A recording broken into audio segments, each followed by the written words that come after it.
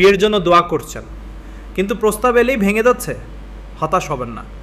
আল্লাহর কাছে এই আমলগুলো নিয়ে ফিরে আসুন।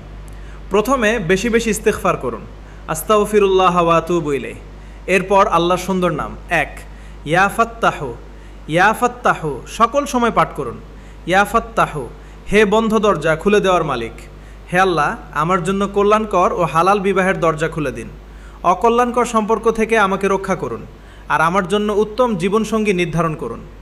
এরপর মুসা আলাইহিস সালামের এই কোরআনিক দোয়াটি বেশি বেশি পাঠ করুন। রব্বি ইন্নী লিমা আনজালতা ইলাইয়া মিন খয়রিন ফাকির। অর্থ, হে আমার রব, আপনি আমার প্রতি যে কল্যাণ নাজিল করবেন আমি অবশ্যই তার মুখাপেক্ষী। ৩, প্রত্যেক ফরজ নামাজের পর ৭ বার পাঠ করুন। রব্বানা হাবলানা মিন আজওয়াজিনা ওয়া যুররিয়াতিনা কুররাতা আয়ুন ওয়াজআলনা লিল মুত্তাকিনা ইমামা। অর্থ, হে আমাদের রব, আমাদের জীবনসঙ্গী ও সন্তানদের আমাদের চোখের শীতলতা দান করুন, আর আমাদের মুত্তাকিদের জন্য আদর্শ বানান। হালাল পথে বাস্তব চেষ্টাও চালিয়ে যান। হয়তো আপনার দেরি আল্লাহর পক্ষ থেকে প্রত্যাখ্যান নয়, বরং আরও ভালো কিছুর প্রস্তুতি। আল্লাহ আপনার জন্য সঠিক সময়ে উত্তম জীবনসঙ্গীর ব্যবস্থা করে দিন। আমিন।